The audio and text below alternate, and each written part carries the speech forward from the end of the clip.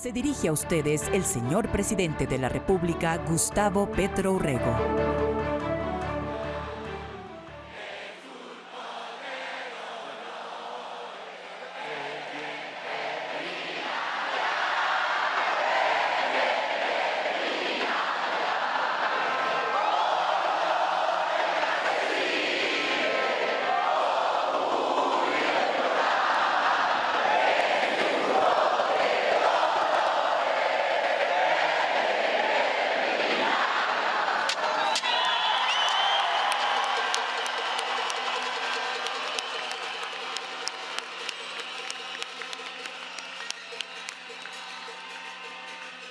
Un saludo muy especial para las trabajadoras y trabajadores, la comunidad educativa, campesinos, campesinas, vendedores ambulantes, emprendedores, emprendedoras, sindicatos gremiales, representantes de asociaciones del trabajador, centrales obreras y organizaciones de defensa laboral, personal de la salud, familias, madres, cabeza de hogar, jóvenes aprendices del SENA,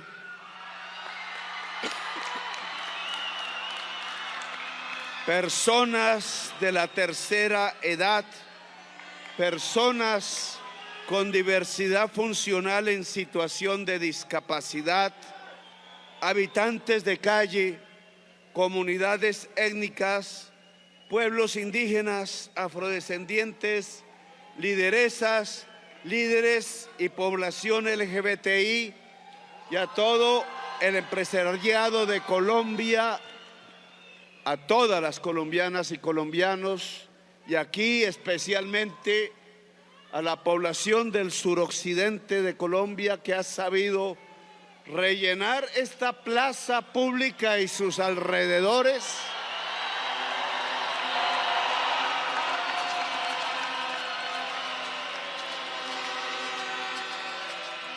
venidos desde el Cauca, desde Nariño, venidos desde los municipios del Valle del Cauca, allá en los jóvenes del barrio Siloé, donde tantas noches dormí y viví, al pueblo de Cali, Cali pachanguera, Cali que resiste, Cali que fue atacada en el día de ayer como el Cauca y el Valle del Cauca en cerca de 24 hechos, más los que se lograron detener por la fuerza pública, a la que agradecemos su trabajo en función hoy de los derechos de las gentes y de la libertad en Colombia. El ejército de Bolívar quisieron silenciar a Cali y al occidente de Colombia con el terror, con el miedo, hirieron decenas de habitantes en el suroccidente de Colombia y en Cali, y murieron ciudadanos de Colombia en Cali, y murieron miembros de la fuerza pública tratando de defender que el pueblo, incluso hoy, a partir de hoy, pueda hablar, pueda expresarse, pueda ser el sujeto de derechos, el dueño de la Constitución Nacional y el soberano del pueblo. Quiero ahora mismo pensar y que pensemos en una persona que se debate entre la vida y ojalá entre la vida al lado de sus familiares, con el cual no tuve cercanía política, pero con su señora madre sí, y con su abuelo, que siendo presidente de Colombia y a pesar de pasar por días y noches de amor, de guerra, de clandestinidad, pudimos al final, quizás comenzó una vallecaucana, que ahora recuerdo, Carmenza Londoño, la Chiqui, en una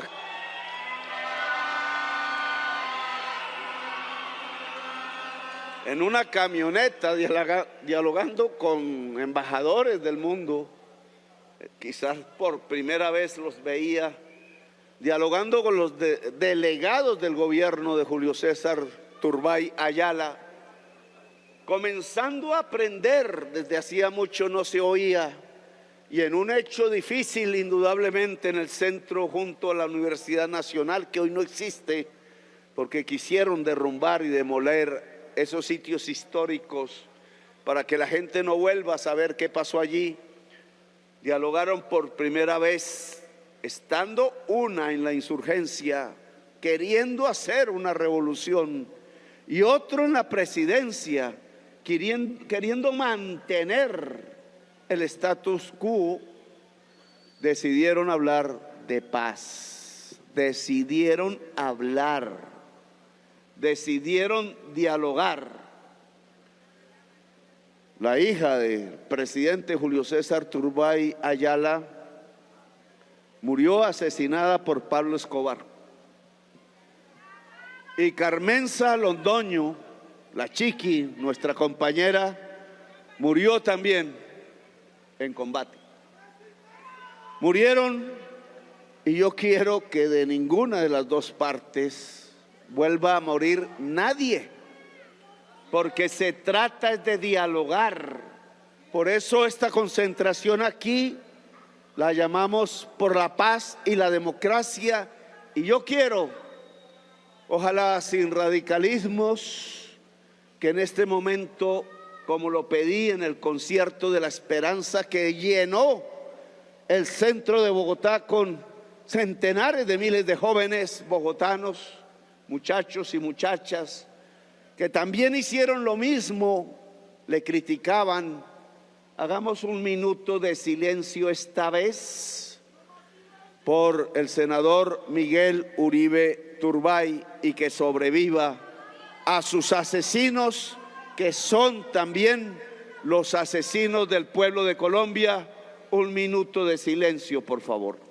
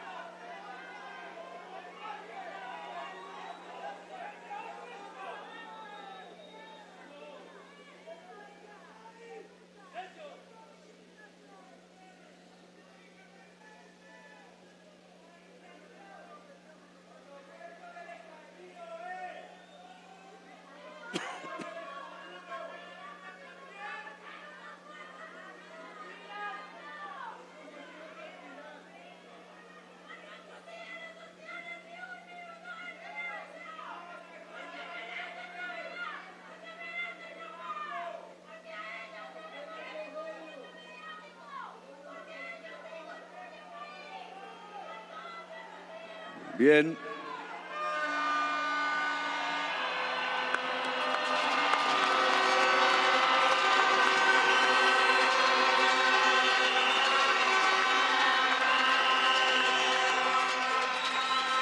Jorge Eliezer Gaitán, alguna vez en una marcha y una concentración popular muy famosa, la Marcha del Silencio, pidió silencio a su pueblo y le hicieron caso, porque ese silencio tenía una fuerza quizás más rebelde que el grito. Ese silencio del pueblo no fue escuchado en aquel entonces, 1946, no recuerdo. Los dos dirigentes liberales que se enfrentaban, uno fue asesinado y el otro se suicidó de tristeza. Y con ambos terminó una época que no debió haber terminado para Colombia. Los asesinos de Gaitán sabían qué hacían. Terminó la revolución en marcha, así la llamaron ellos, así la llamó el presidente Alfonso López Pumarejo, cuando por primera vez desde un gobierno se habló de derechos laborales, se habló del permiso de la Constitución para que se hicieran sindicatos, para que se organizara el pueblo trabajador. Se habló de la ley 200 de tierra para que la tierra cultivase alimentos y no fuese un simple potrero en manos de señores feudales que no entendían que el poder era cultivar y producir y no simplemente tener la tierra. Un Alfonso López Pumarejo al que le quisieron dar un golpe de Estado, que se fue, dicen que por amor, a atender a su esposa enferma de cáncer en los Estados Unidos, y que tras sus banderas intentó Jorge Eliezer Gaitán o Gabriel Turbay, que se llamaba Turbay, y quiero recordarlo, ambos intentaron, cualquiera que fuese el presidente de Colombia, continuar la revolución en marcha, porque era construir un país mucho más justo, donde obreros, más eran hombres que mujeres en aquel entonces, pudieran tener un salario digno, y donde campesinos y campesinas pudieran tener un pedazo de tierra. Esa aspiración tanto de Gaitán como de Turbay se hundió en sangre. La una, la sangre de Gaitán, asesinado. La otra, escuchen bien el apellido, la de Gabriel Turbay, también corrió por su mano propia, dicen, en algún barrio de París, porque no pudo aguantar que a partir de ahí hundieran a sangre y fuego al pueblo de Colombia y a sus aspiraciones, a sus derechos, y lo que se fortaleciera fuera la época del fascismo en Colombia. Yo le pido a Efraín Cepeda, sé lo duro de esta confrontación allá en el Senado, donde está en este momento dirigiendo la plenaria, a Efraín Cepeda, que recuerde esa historia del Partido Conservador. Allí se entregó al fascismo, allí en sus periódicos de Antioquia, de Bogotá y en el Parlamento colombiano, y donde tenían influencia, decidieron repetir el discurso de Mussolini, el discurso de Hitler, el discurso de Franco, que fusilaba para ese entonces a 1 millón de españoles, solo porque los españoles y las nacionalidades de España querían simplemente una república como la que hicimos aquí, bajo la bandera de Simón Bolívar. Luchar por los derechos llevamos siglos. Y un Turbay estuvo al lado de esa lucha de derechos y no aguantó la masacre que siguió. 300.000 colombianos asesinados, una hoguera humana prendida como antorcha en la oscuridad de la historia de Colombia por un fascismo que usó el Estado para asesinar a su propio pueblo. Entendieron bien después los liberales y los conservadores, después de matarse entre sí y después de 300.000 tumbas, que debían hablar, que debían dialogar, y desde entonces, así sea entre ellos, no volvieron a matarse entre sí, pero se les olvidó la revolución en marcha y se les olvidó alejar el fascismo de la historia de Colombia. Y por tanto, a pesar del Frente Nacional e incluso a pesar de que el abuelo, discúlpenme que lo mencione, de Germán Vargas Lleras, hablara de nuevo de reforma agraria y algo hiciera, porque lo hizo, pero finalmente se acalló la voz de las reformas que se habían propuesto desde que un día masacraron, dicen que a miles, de trabajadores de Colombia allá cerca a Santa Marta, en Ciénaga Magdalena, en Aracataca, en Fundación, cuando solo pedían un salario digno. Miles de trabajadores asesinados, dibujados en esas páginas de 100 años de soledad, porque ahí comenzó 100 años de soledad, solo que ya vamos para 200 años de soledad, 2 siglos. Por eso una de las cosas que hice fue que por primera vez hubiera un retrato de Gabriel García Márquez en la Casa de Nariño, al lado del que fue el precursor de los derechos humanos en Colombia.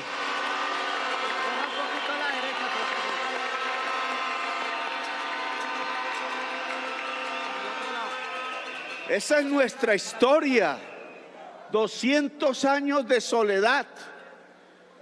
Por eso una parte del Partido Conservador, leyendo esa historia en tiempos de Belisario Betancur, decidieron que un papa que había hecho una encíclica en ese momento, la doctrina social cristiana de la Iglesia Católica, se volviera el programa del Partido Conservador.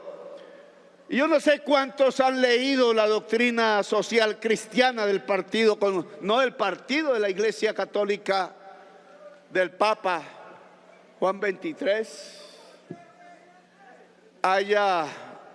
Hoy deberían leerla los parlamentarios conservadores, porque decía que el pueblo tenía derecho a formar cooperativas, que el pueblo tenía derecho a organizarse en las fábricas y en los lugares de trabajo, que el pueblo tenía derecho a un salario digno, que el pueblo tenía derecho a vivir una vida digna. El pueblo de Dios, dijo la encíclica.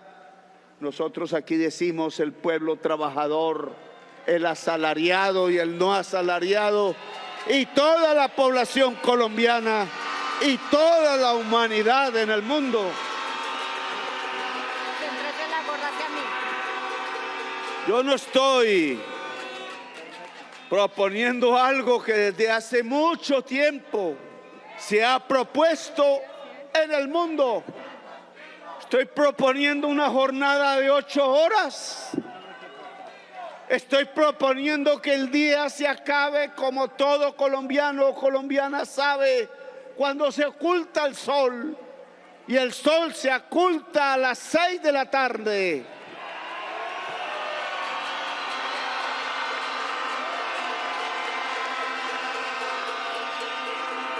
Estoy proponiendo que no haya una discriminación entre la juventud trabajadora y el resto de la población que trabaja. Unos tienen quizás la opción lejana de tener un contrato laboral, los más viejos, y los jóvenes les tienen prohibido tener un contrato laboral. ¿Qué injusticia es esa? ¿Cómo así que el que trabaja ante un patrón, ante cualquier empresario grande o pequeño, ante el Estado en Colombia, no pueda tener un contrato laboral y un salario digno, que sea al menos el salario mínimo de Colombia?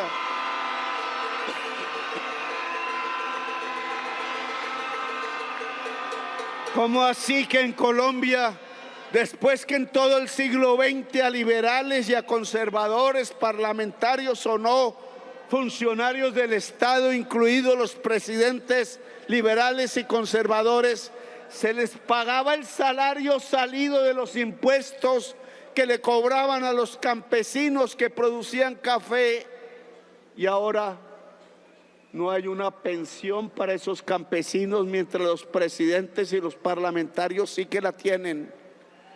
Mientras ahora no hay una pensión para las campesinas cafeteras ni ninguna campesina en Colombia. ¿Y por qué el presidente de Colombia entonces está insultando, dicen en la prensa? Está elevando el tono, dicen, cuando lo único que está exigiendo es que todo campesino o campesina en este país tenga un derecho a la pensión, y que todo trabajador o trabajadora en Colombia tenga derecho a una pensión.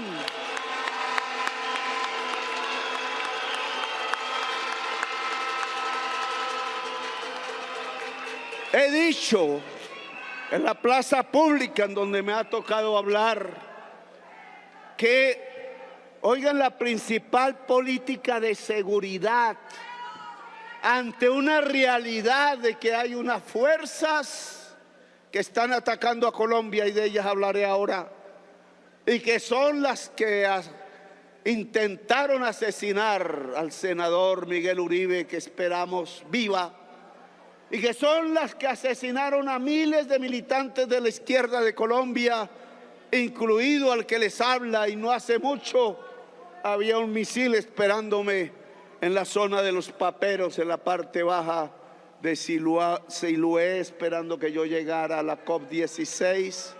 Que ese tipo de violencia que se ha desatado no es la culpa de nosotros. Han dicho, después de la leve intento de asesinato, que el culpable es Petro. Aún lo gritan por ahí. Y han dicho expresidentes de Colombia que el culpable de ese atentado es la gente que defienda que se le deje expresar como ordena la Constitución en una consulta popular. Y yo tengo que decirles que no, el culpable no es el pueblo de Colombia, ni el pueblo pobre de Colombia, ni el pueblo trabajador de Colombia, ni su presidente.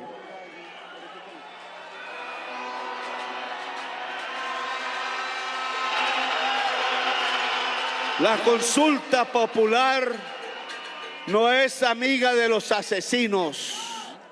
La desigualdad social sí es amiga de los asesinos, quienes han impedido que en Colombia lo que ordena la Constitución desde 1991, que es hacer un estatuto del trabajo que hasta la fecha no existe en la ley, que es construir un Estado social de derecho, que es construir justicia social. El incumplimiento a esas órdenes de la Constitución Nacional sí que es amiga de la violencia, sí que es amiga de los asesinos de Colombia. Es que en Colombia hay narcotráfico porque hay desigualdad social. Es que en Colombia los niños se vuelven asesinos porque no hay educación. Cortaron los recursos de la educación hace 10, hace 15 años. Y oigan esto, es que la mejor política de seguridad que un país puede tener, y no lo digo yo, lo dicen las investigaciones sociológicas de los Estados Unidos, que volvieron política pública y comprobaron que era cierto, es que los bebés, los niños y las niñas de brazos hasta los 7 años puedan ser criados en medio del amor y del afecto. Es decir, que si quisiéramos que esos niños asesinos ya no existieran en Colombia, sino niños y niñas sin apellido, niños y niñas felices, lo primero que habría que hacer es que las mamás se pudieran abrazar en las mañanas y en las noches con sus propios hijos en su casa.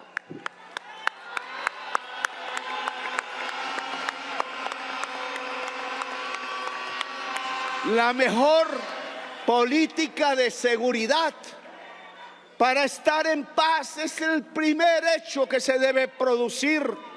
¿Y qué pasa en una ciudad grande como Bogotá, como Cali, como Medellín, como Barranquilla incluso? ¿A qué hora llega una mamá en Bogotá a su casa cuando trabaja incluso por debajo del salario mínimo en el norte de Bogotá? y le sirve tintos al doctor que después va a ir al Congreso a dirimir si la señora tiene derecho a un salario mínimo o no, a un contrato laboral o no, y sale a las 10 de la noche o sale a las 11 de la noche y tiene que coger un bus de Transmilenio, aquí le dicen de otra manera.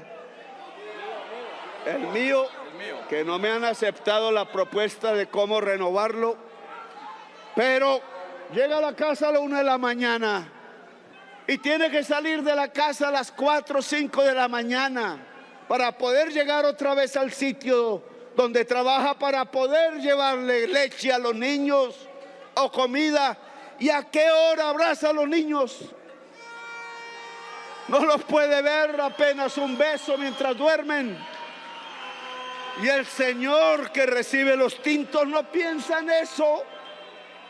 No se le ocurre pensar que esa señora debe salir temprano, que debe llegar un poco más temprano, que debe tener un poco más dinero para comprar leche, y que si pudiera abrazar a sus niños despiertos, esos niños llevarían en el corazón tal amor, tal afecto, que no solo le tendrían saber a estudiar, sino que jamás levantarían una pistola contra ningún ciudadano de Colombia.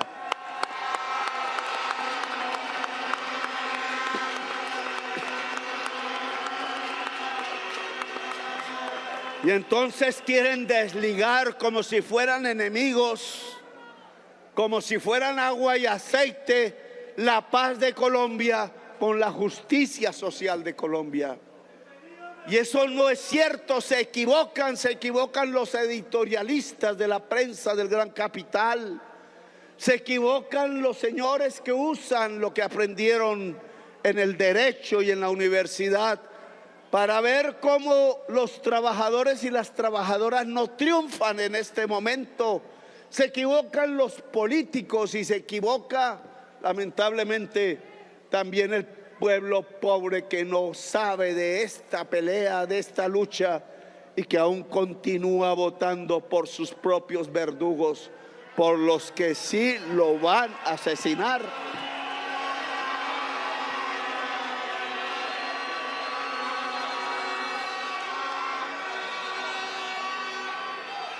No es cierto que la consulta popular y la justicia social en Colombia sean enemigas de la paz y amigas de la violencia y los asesinos. Los que gritaron eso ante la sangre, quizás por rabia, lo entiendo, pero los que reprodujeron eso siendo líderes políticos aspirando a que el pueblo vote por ellos, se equivocan, y lo que están incendiando es al país y haciendo crecer la violencia. Y este presidente está elegido es para hacer la paz, es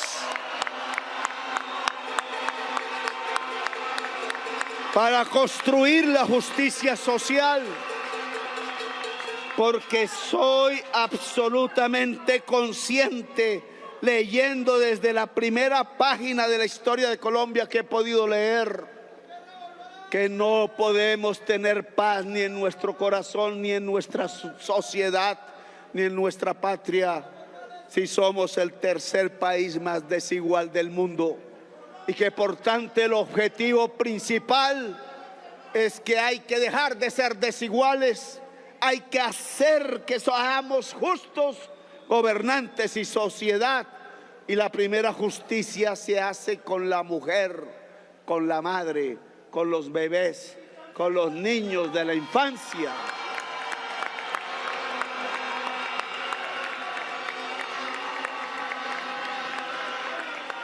Por eso tampoco puedo estar de acuerdo con el expresidente que dijo no, que Petro no firme la consulta porque eso es inconveniente. Más decente, porque muchos han dicho que es inconstitucional, muchos han dicho que es ilegal, muchos han amenazado a mi gabinete con que se va preso Ay Dios, yo me sentiría orgulloso incluso si me hacen esa, que lo han intentado hacer varias veces, porque tendrían que poner preso a unos funcionarios públicos y a un presidente de Colombia que lo único que han hecho es pedir que el pueblo se exprese.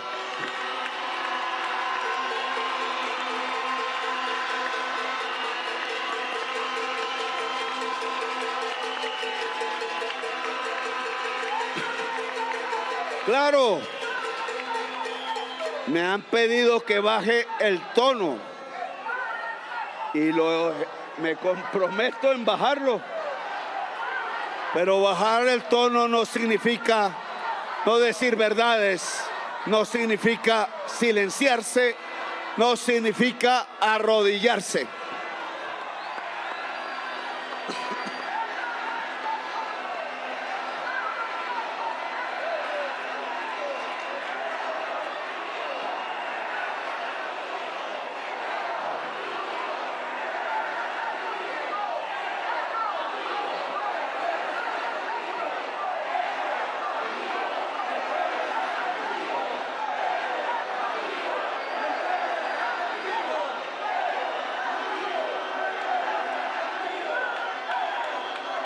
Gracias. ¿Por qué la consulta? Primero, porque es conveniente, es imperativa, es una necesidad categórica de la sociedad colombiana hoy.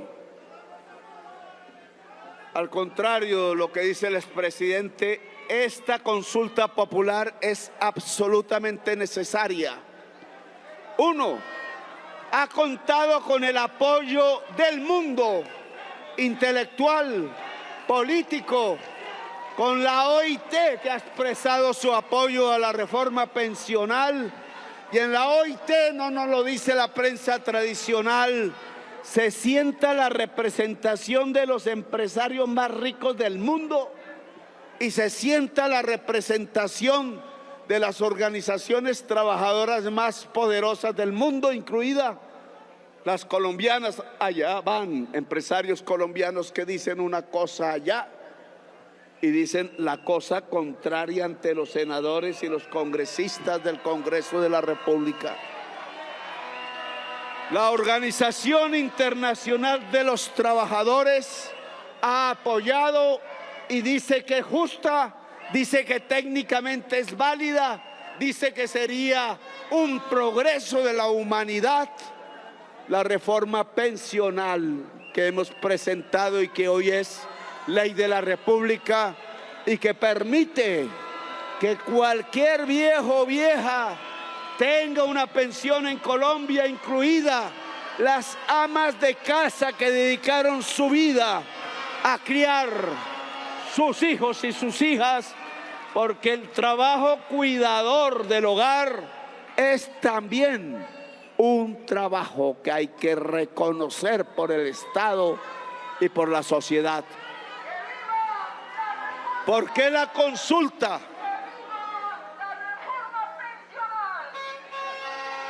Porque la Constitución del 91 propuso un Estado social de derecho. Una de las cosas que me ha sorprendido es ver dirigentes políticos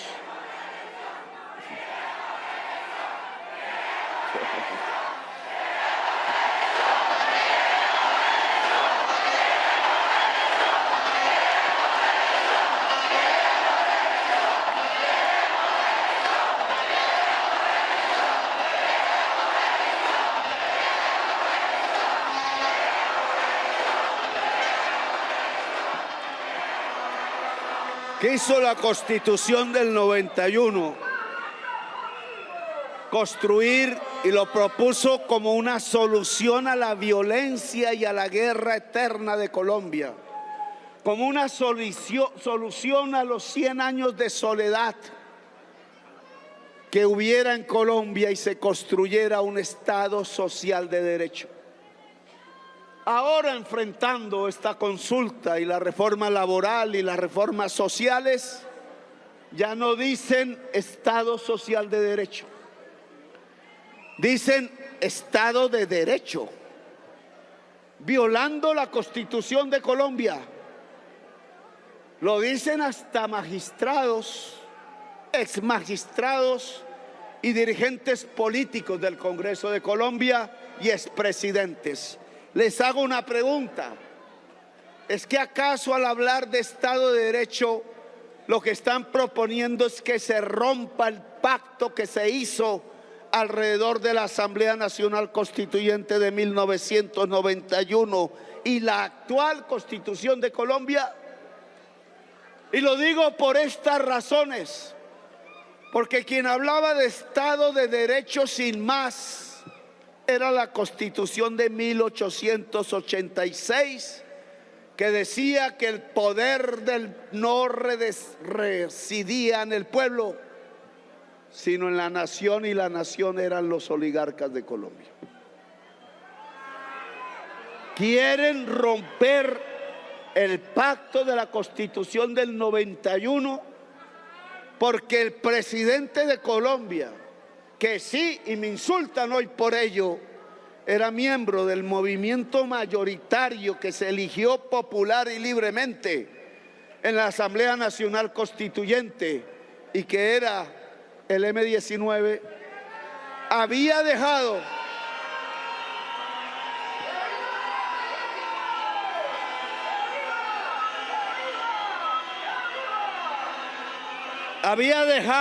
sus armas y su violencia, y había pedido que cesara la violencia en la política solo porque se hiciera un pacto a favor de construir la justicia social en Colombia.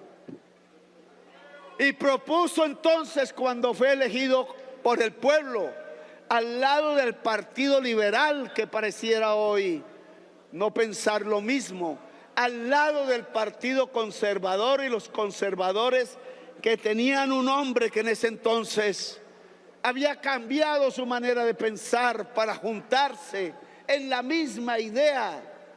Álvaro Gómez Hurtado, también asesinado por los enemigos del pueblo.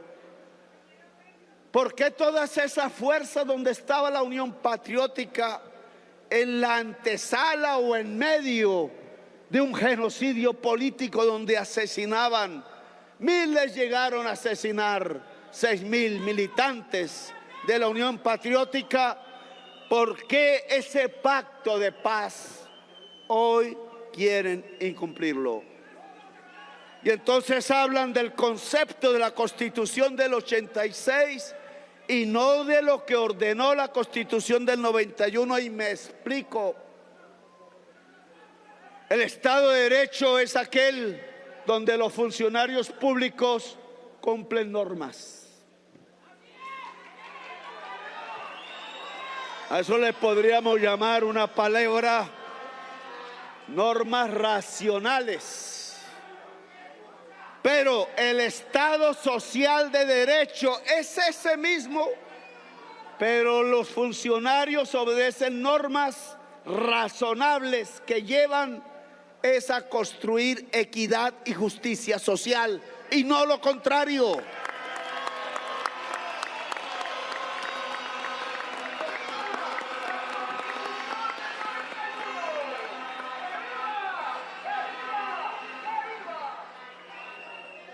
Y entonces, ¿qué fue lo que pactamos? Lo que pactó el pueblo de Colombia, elector de la Asamblea Nacional Constituyente, y la Asamblea Nacional Constituyente con todos los partidos políticos de Colombia en ese entonces, es que lo que íbamos a construir era un Estado social de derecho, es decir, una sociedad de derechos universales y libertades, y que el estatuto tributario le cobraría más a los más ricos para gastar en los más pobres, precisamente para construir igualdad, y que habría un acceso de los trabajadores agrarios a la propiedad de la tierra, y que habría un estatuto del trabajo, y que habría un derecho universal a la salud, a la educación, al sistema pensional, a la vida. ¿Y dónde está eso? ¿Por qué incumplieron ese pacto entonces? ¿Por qué otros 200.000 colombianos murieron asesinados después de aprobada la Constitución del 91? ¿Y qué es lo que tenemos que hacer ahora entonces? ¿Qué es lo conveniente y lo inconveniente para Colombia? Murieron otros 200.000 colombianos porque lo que gobernó no fue la Constitución del 91, sino los paramilitares. Y desde la gobernanza paramilitar asesinaron esos nuevos 200.000 colombianos, sumándole a lo que ya había hecho la violencia liberal conservadora.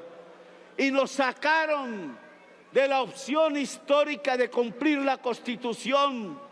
Y tuvimos que hacer debates y tuvimos que llenarnos de tristeza. Y miles, decenas de miles, centenares de miles de madres tuvieron que gritar de dolor en sus casas, en sus ranchos, a veces sin ranchos, porque se lo habían quemado, del dolor de perder a sus maridos, de perder a sus hijos, de perder a sus hijas, de verlos desaparecer. Y vino entonces el genocidio de Colombia, y vino con autoría y marca del Estado colombiano, hasta que decidieron asesinar a 6.402 jovencitos con balas oficiales.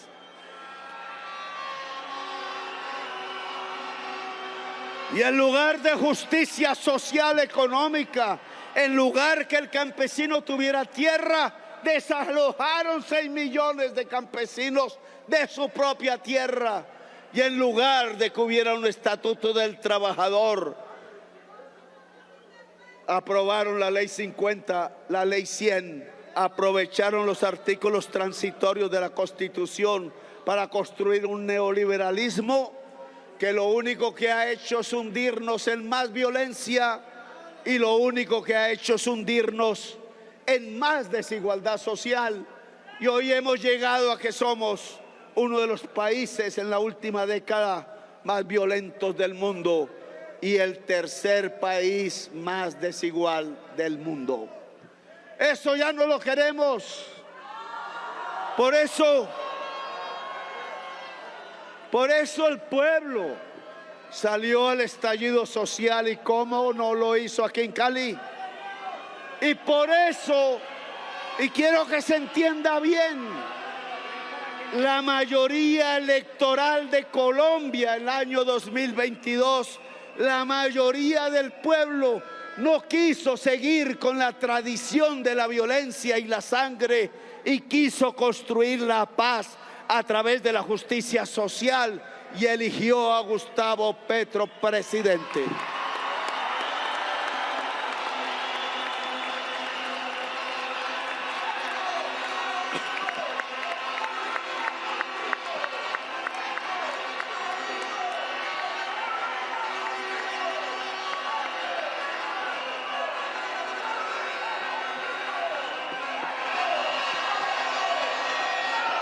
Y el presidente no ha hecho más que cumplir lo que se le presentó al pueblo de Colombia como programa: reformar el sistema pensional para hacerlo universal, reformar el sistema de salud para hacerlo universal y que no se roben la plata pública, reformar el sistema laboral para que la gente que trabaja tenga un mejor vivir, construir justicia social, dedicar el dinero público a la educación pública de la juventud colombiana e intentar que los colombianos entonces no se maten entre sí y las economías ilícitas sean reemplazadas por las economías lícitas. Y eso es lo único que hemos propuesto. Y llevo 3 años ya de gobierno y el Congreso de Colombia solo aprobó una ley que aún no es ley de la República. Se dedicaron al bloqueo institucional, se dedicaron a tumbar cuanto decreto o ley expida el presidente, se dedicaron a impedir que sean aprobadas las leyes que necesita el pueblo. ¿Y qué dice la Corte Constitucional cuando eso pasa? Dice que si hay un conflicto entre el legislativo y el ejecutivo, es decir, el presidente, porque se bloquean las decisiones que toma el presidente, entonces debe decidir el pueblo.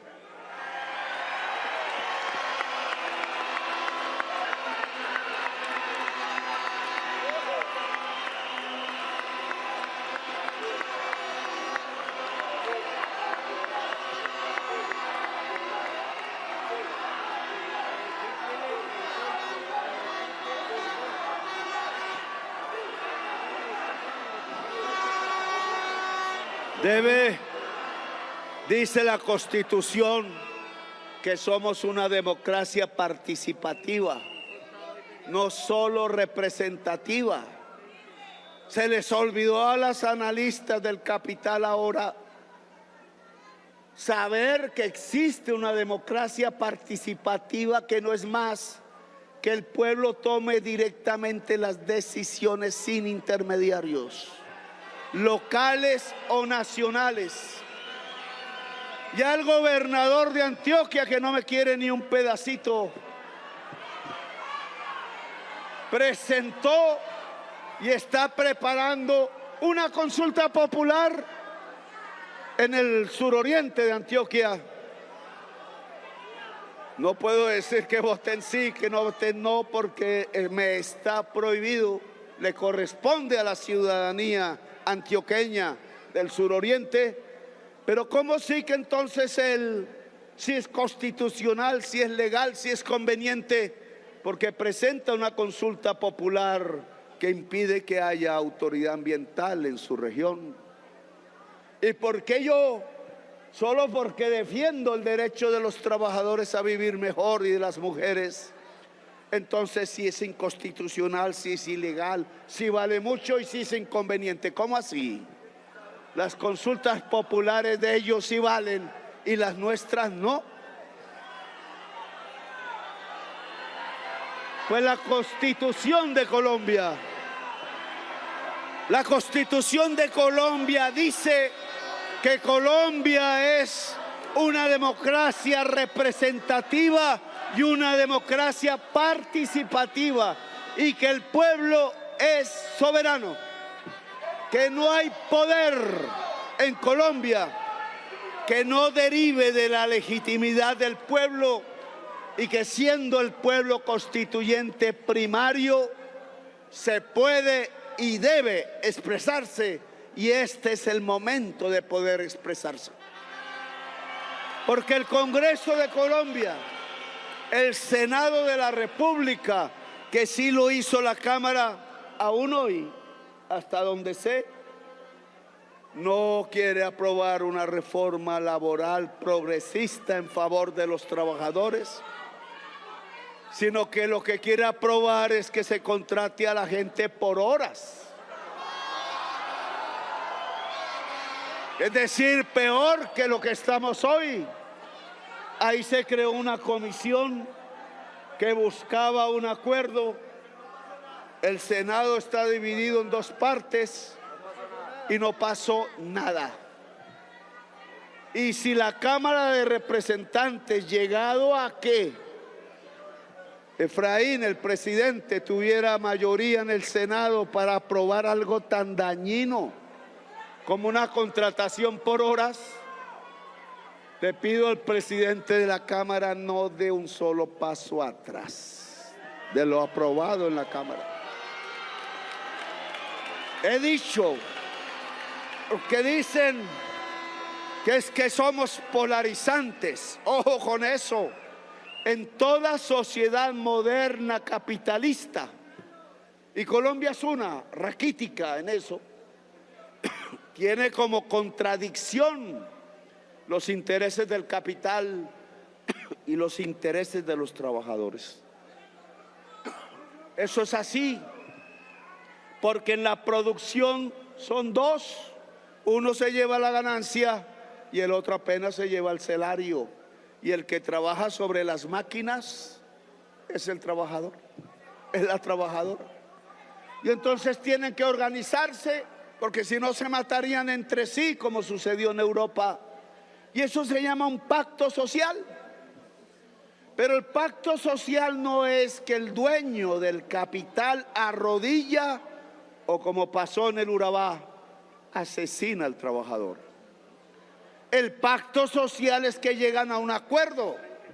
Yo no estoy proponiendo el socialismo en la consulta, es decir, que los trabajadores sean dueños de la fábrica.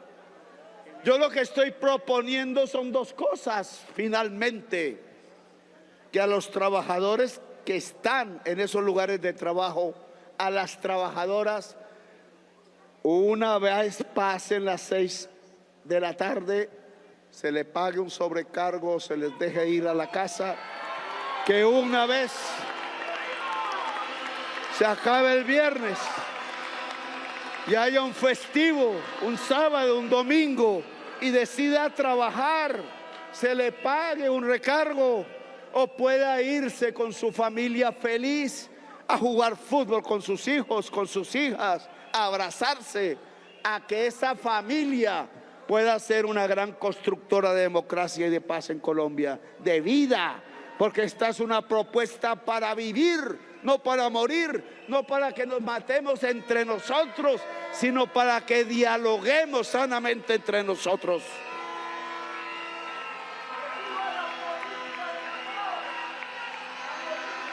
No me pidan, como me lo sugerían en el día de ayer, usando mal, y se los critico, electoralmente, el terrible atentado contra el senador Miguel Uribe. Usando electoralmente no está bien. Pero no me pidan usando ese asesinato que entonces yo le diga a la gente que trabaja: no, nos felicitamos, nos vamos a la casa y nos arrodillamos, y nuestras generaciones por generaciones seguirán viviendo en la justicia. No se puede. Por eso le digo a Efraín: haga un último intento. Sé que lo aplauden en los aviones cuando entran los aviones, no sé qué me pasaría a mí si entro alguno. Pero esa es una ilusión y lentejuelas, Efraín. El pueblo no se sube a los aviones, solo los que pueden. El pueblo está en las calles, el pueblo está en las plazas. El pueblo por millones quiere que cambie su posición y que permita en el Senado de la República. Van a citar mañana a las 8 de la mañana 227 propuestas. Permita una reforma laboral progresista, digna del pueblo trabajador de Colombia. Si esa ley no sale así, mañana citaron a las 8 de la mañana, la consulta popular sigue.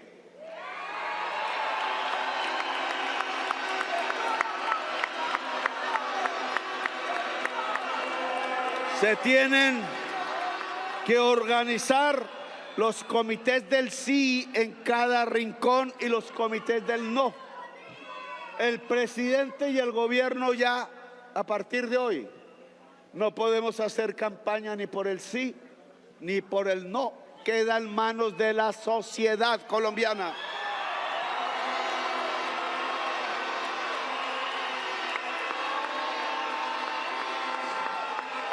El pueblo decide, no decide el presidente.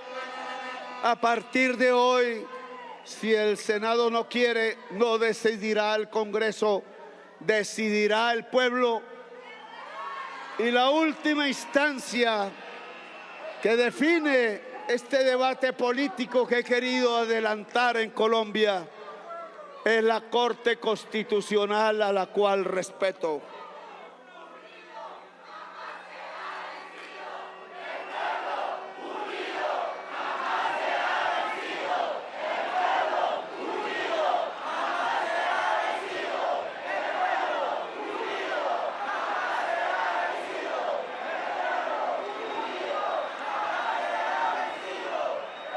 Han presentado 227 proposiciones los senadores para discutir mañana. Bien pueda, están en su derecho, pero el presidente de Colombia ha decretado la consulta popular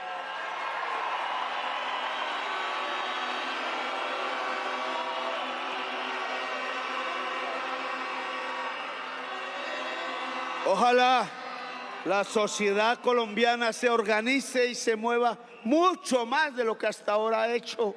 Este es el momento del pueblo. Vote sí, vote no. El presidente de la República acatará el 7 de agosto lo que decida el pueblo de Colombia.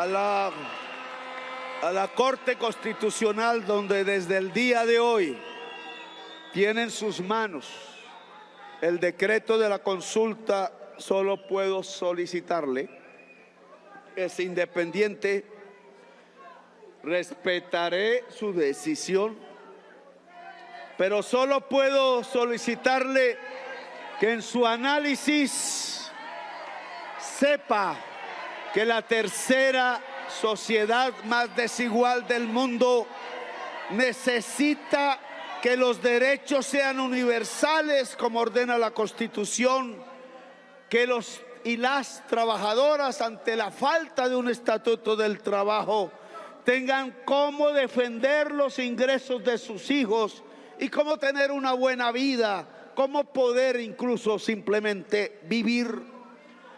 Y que sigamos bajo la bandera que algunos quieren negar, de que lo que primero ordena la Constitución es la construcción de un Estado social de derecho, y que eso solo significa que respetamos las normas, pero que las normas deben estar para construir equidad social en Colombia, derechos universales y libertades de la gente de Colombia.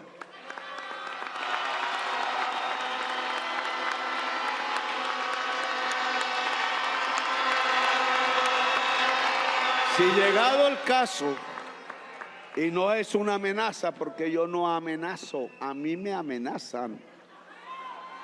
Dice un presidente vecino que el señor Marco Rubio está organizando un golpe de Estado contra mí.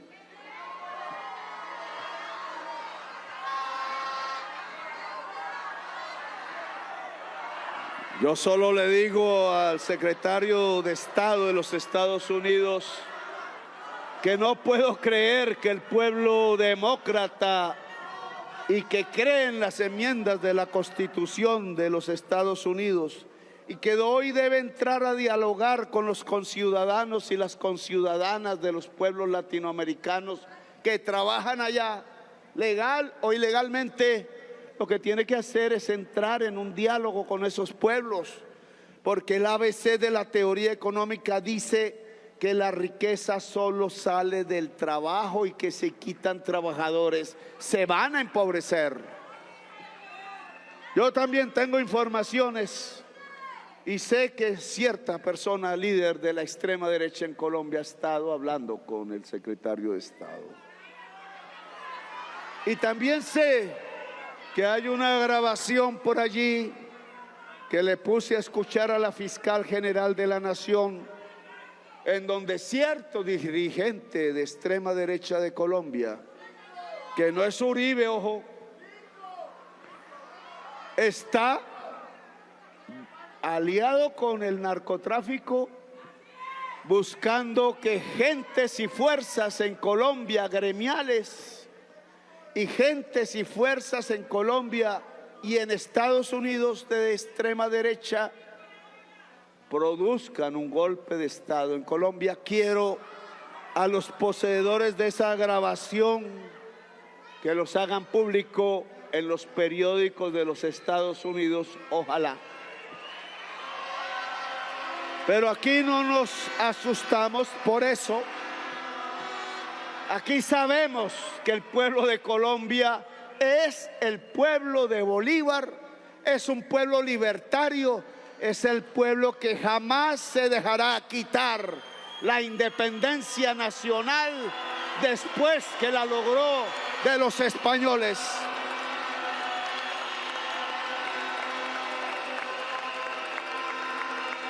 Al presidente Trump le digo, como presidente de la CELAC, la Comunidad de Estados de América Latina y del Caribe, que llegó la hora de dialogar y no de la soberbia.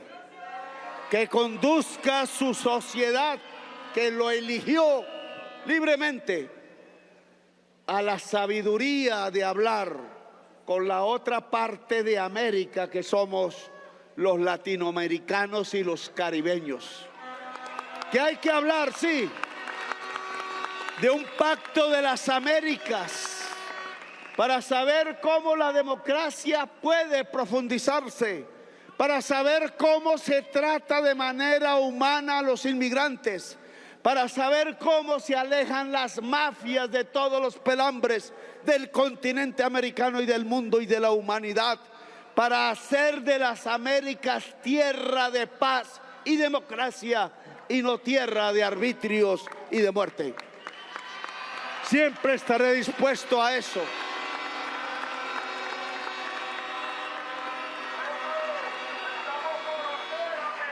Quiero que se organice el pueblo en cada esquina, sea que quiera votar por el no, sea que quiera votar por el sí.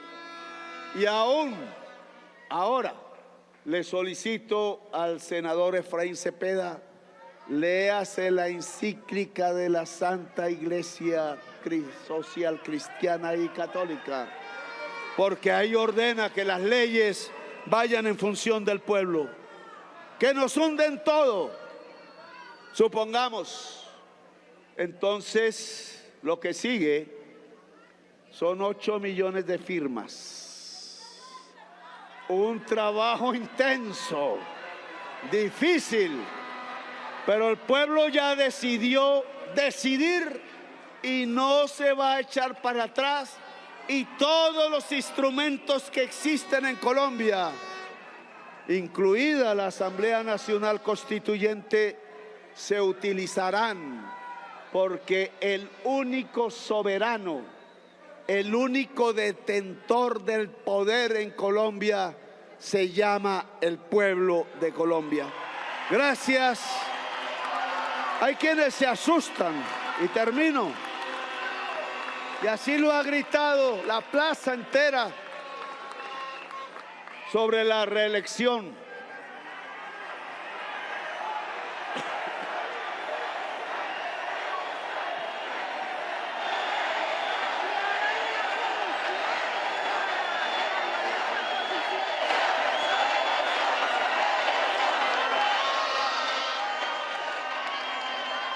Los que se reeligieron cambiando la Constitución de Colombia con un articulito y con mañas, malas mañas parece, el doctor Uribe, y después se benefició el doctor Santos y gobernaron en este siglo 8 años. El doctor Santos lo que quiso para él mismo lo prohibió a través del Congreso de la República para los que siguieran. Y yo no soy un hombre de ambición. Ninguna pregunta de esas tiene que ver con algún negocio mío, ni en las reformas de las leyes, ni en la consulta popular. Yo no gobierno para mí.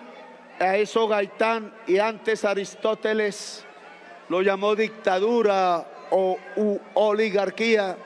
Yo soy un demócrata e incluso libertario, no de los de Milei, sino los de Durruti, que averiguan quién era Durruti. Y de eso yo cumplo mi palabra. A mí no me gusta el poder y mucho menos el palacio ese aristocrático y frío. Y tengo cosas que hacer y escribir. Y solo le pido al pueblo de Colombia, si llega a impedirse el que ahora se exprese háganlo por la fuerza o no. En las elecciones del año 2026, reelijan no una persona, reelijan el proyecto del cambio y de la vida en este país.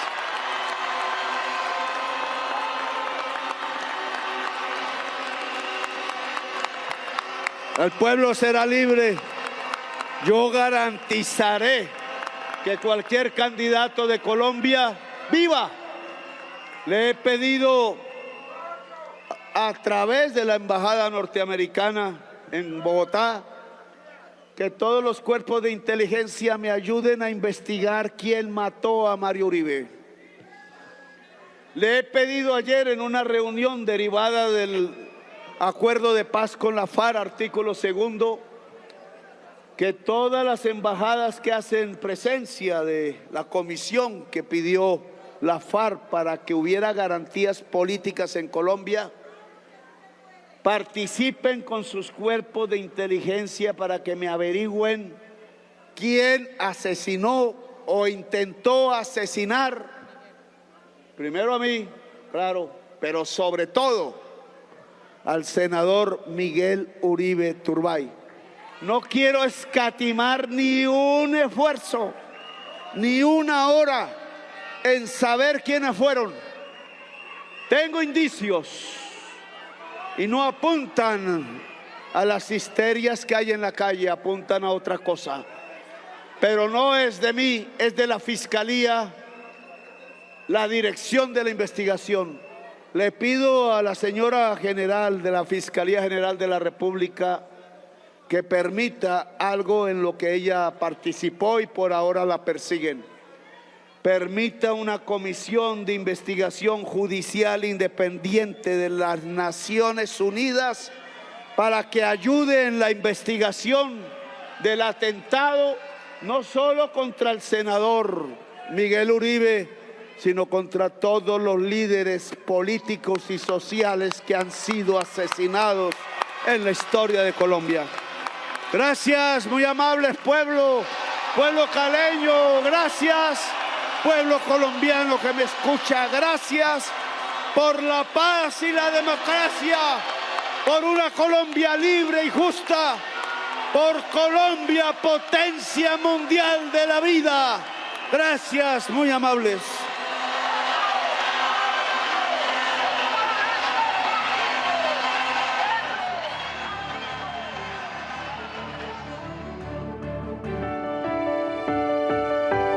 La anterior fue la locución del señor presidente de la República, Gustavo Petro Urrego.